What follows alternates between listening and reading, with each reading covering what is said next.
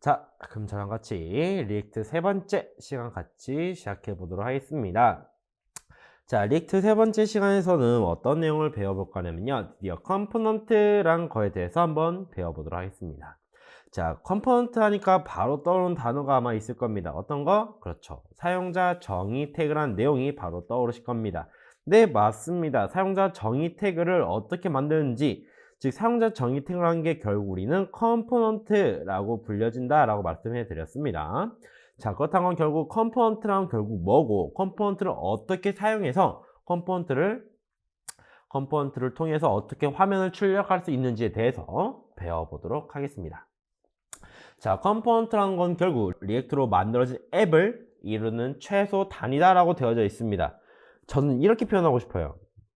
리액트로 만들어진 앱을 이루는 최소 단위다. 뭐 물론 이 말도 좋지만 저는 이 말이 좀 더 많이 와닿는 것 같아요. 리액트로 만든 앱을 이루는 최소 단위,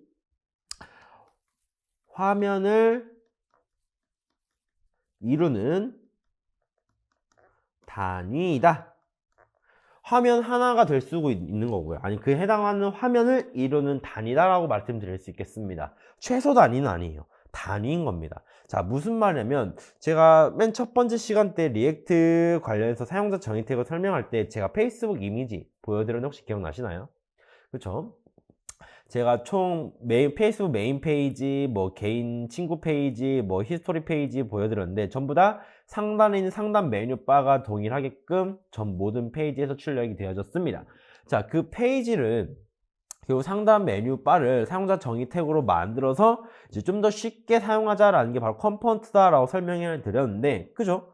상단 메뉴 바를 어디 페이지에서 계속 이용할 수 있으니까 컴포넌트로 만들자라는 겁니다. 사용자 정의 태그로. 근데 사용자 정의 태그는 말 그대로 태그긴 하지만 화면을 이룬 최소 단위는 아니죠. 화면을 이룬 최소 단위는 뭐예요? 그쵸? 그냥 태그일 뿐입니다. 뭐 A 태그라든지 H1 태그라든지 B 태그라든지 DRB 태그라든지 이런 식으로 실제로 HTML 내부에서 가지고 있는 태그들이 화면을 이루는 최소 단위가 되는 거고요.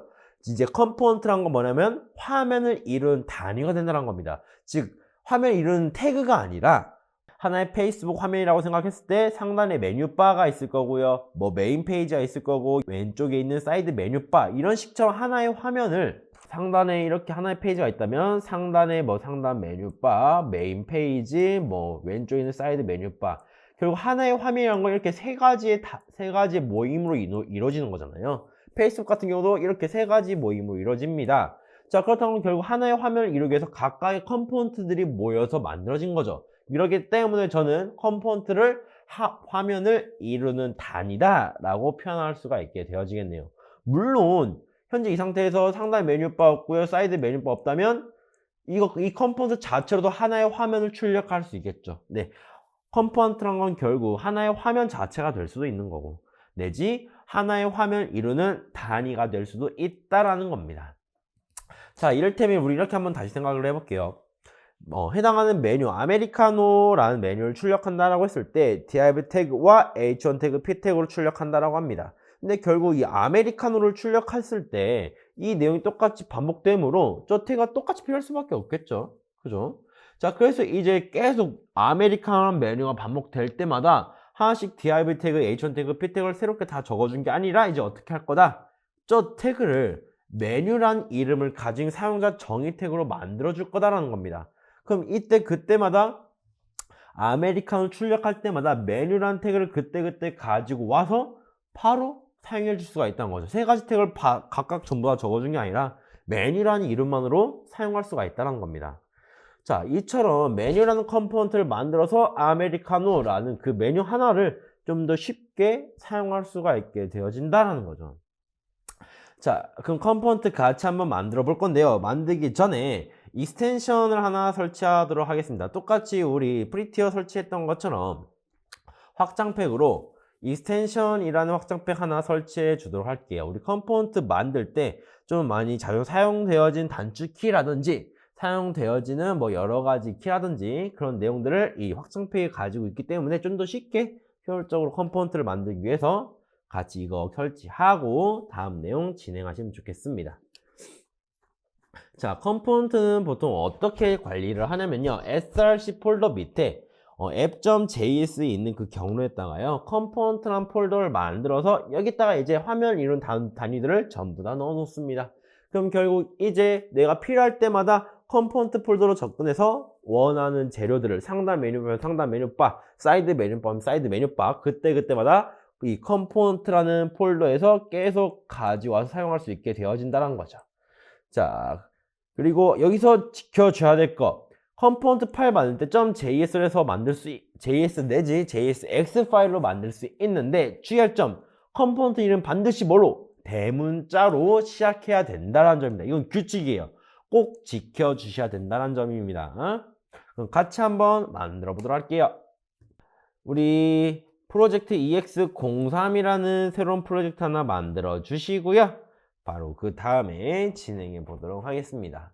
자, src 폴더 밑에 한 가지 폴더 더 만들어 주셔가지고 컴포넌트라는 폴더 하나 만들겠습니다. 그리고 하나의 컴포넌트, 하나의 화면을 이루는 구성 요소, 아까 봤던 메뉴라는 이름을 가진 컴포넌트, 사용자 정의 태그를 만들겠습니다.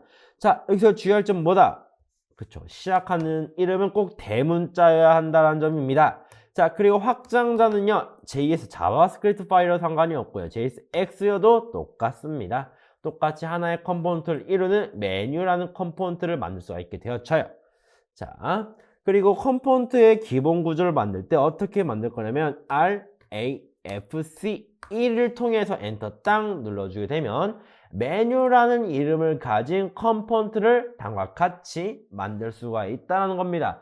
자, 근데 지금 보면 콘스트 메뉴 소괄호 화살표 있고요, 중괄호 있네요. 이거 무슨 구조죠? 그쵸, 함수 구조죠.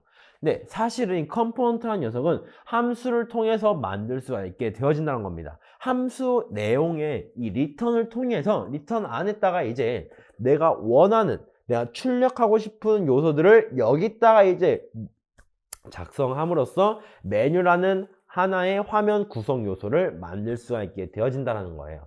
자, 그럼 한번 메뉴라는 화면 구성 요소 만들어 볼게요.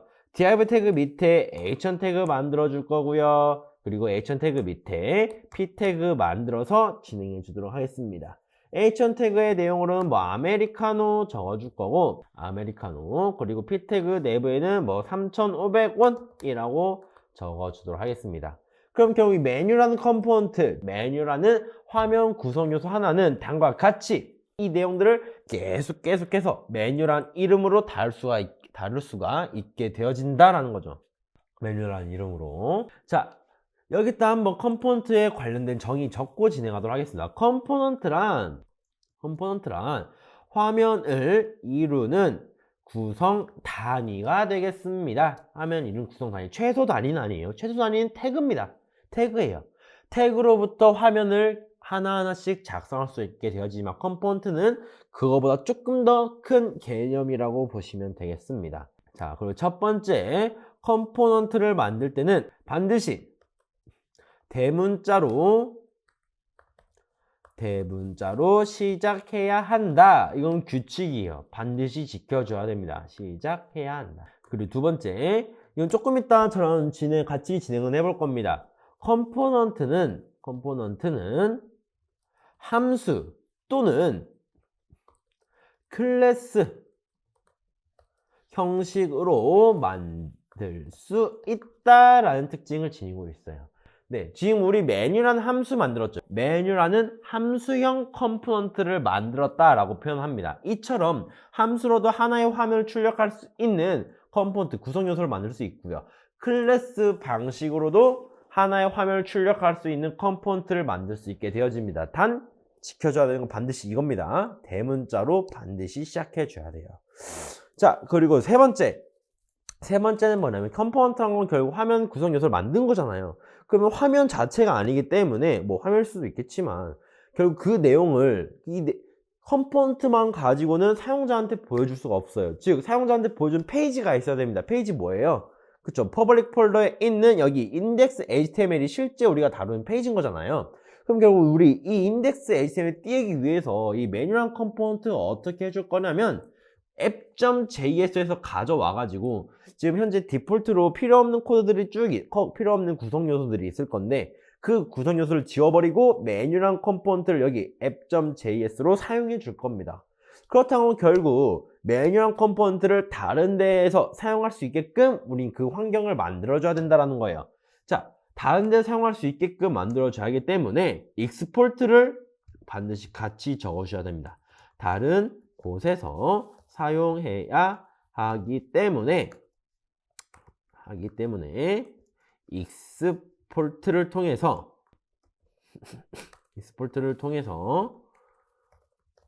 내보내야 한다라는 겁니다. 내보내야 됩니다. 다른 곳에 사용할 수 있게끔, 다른 곳에서 인식할 수 있게끔 내보내 주셔야 된다는 점이고요. 두 번째, 이제 그럼 다른 곳에서 사용할 수 있게끔 내보내 줬잖아요. 그럼 다른 곳엔 불러와서 사용하겠습니다. 자, 불러온다 뭐예요? 네, 맞아요. import를 해 주셔야 된다는 겁니다.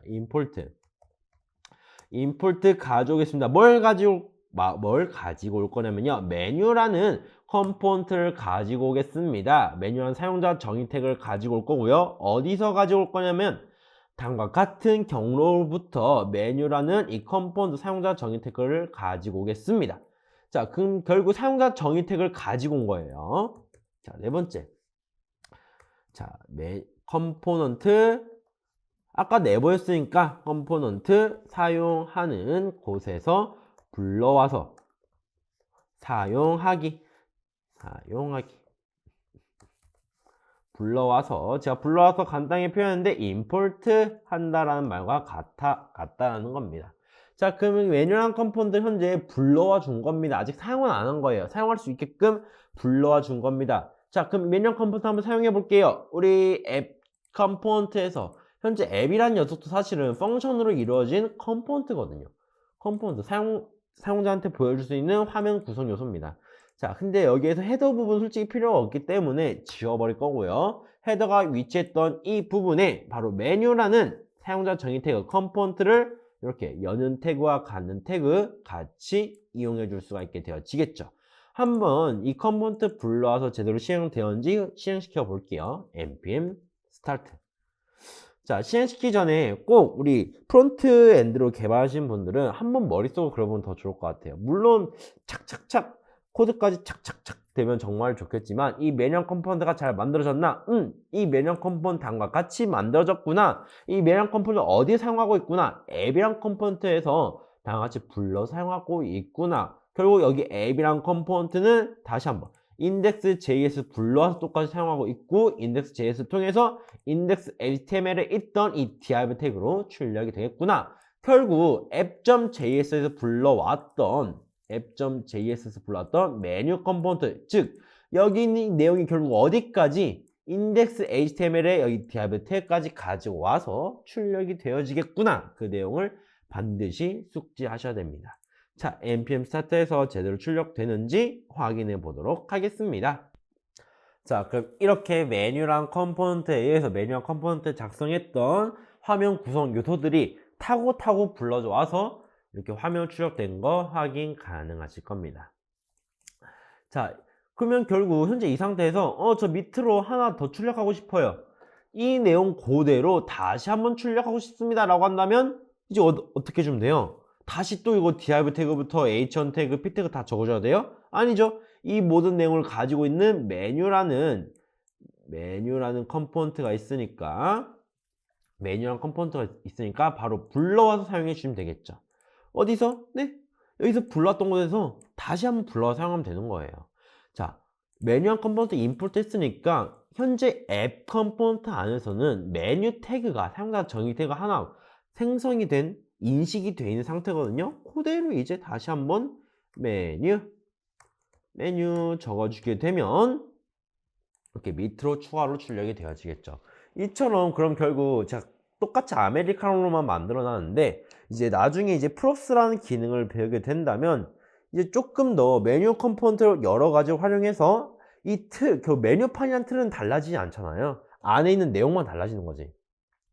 카페에 있는 메뉴판을 만다라고 했을 때 이 메뉴판이라는 이 틀은 달라지지 않고 안에 있는 데이터들만 달라집니다.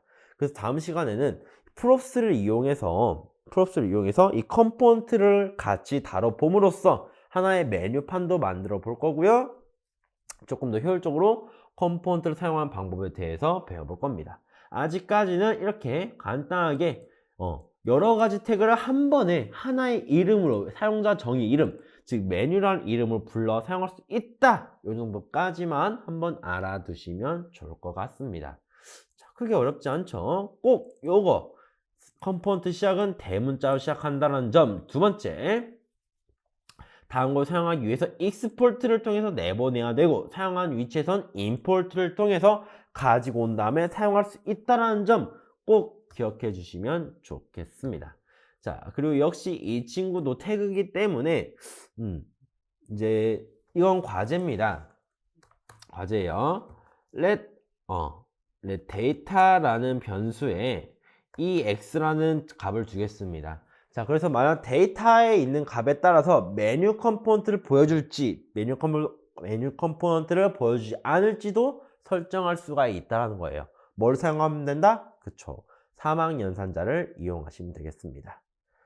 자, 그럼 이렇게 컴포넌트라는 거 한번 같이 만들어 봤고요. RAFC라는 단축키까지 한번 배워봤습니다. 그럼 컴포넌트 내보내고 불러와서 사용하는 방법도 같이 한번 해봤고, 자, 이렇게 똑같이 메뉴라는 이름으로 쉽게 여러 가지 태그를 다룰 수가 있게 되어진다라는 점 꼭 기억해 주시면 좋겠습니다. 내가 원하는 걸 묶어서 태그화 시킨다. 사용자 정의 태그화로 만들어준다라는 겁니다. 내가 원하는 태그들을 묶어서. 자, 꼭 정말 계속 강조하고 있죠. 대문자로 시작하셔야 됩니다. 꼭이에요. 소문자로 하면 컴포넌트 인식이 안 돼요. 컴포넌트 만들 수는 있어요. 만들 수 있는데 컴포넌트를 만든 것까지 괜찮은데 그 컴포넌트를 불러와서 사용해 줘야 되는 거잖아요. 불러오는 입장에서 만약 시작하는 이름이 소문자라면 이게 일반 태그인지 아니면 사용자 정의 태그, 즉 컴포넌트인지를 알 수가 없다는 겁니다. 그렇기 때문에 꼭 대문자로 만들어서 사용하시면 정말 좋겠습니다. 자, 그리고 여기 보이신 이 모습이 아까 제가 잠깐 말씀드렸던 함수형 컴포넌트와 그리고 클래스형 컴포넌트 모습이 되겠습니다. 자, 클래스형 컴포넌트 우리 유즈 이펙트라는 내용 배워볼 때 같이 한번 배워보도록 할 건데, 하나의 화면 구성 요소를 만들 때는 함수처럼 만들 수 있고 클래스처럼도 만들 수 있구나, 이 모습처럼도 한번 만들 수 있구나, 이 정도까지만 알아두셔도 괜찮을 것 같습니다. 자, 그럼 여기까지 강의 마무리하도록 하겠습니다. 이번 강의도 다들 잘 들으셨나요? 제가 여러분들의 학습을 돕기 위해 퀴즈와 과제를 준비했습니다. 영상 학습이 끝나면 나의 강의실 시험과 과제 메뉴로 가셔가지고요, 퀴즈 풀이와 과제 제출을 꼭 완료해 주세요. 그럼 다음 시간에 뵙겠습니다. 안녕.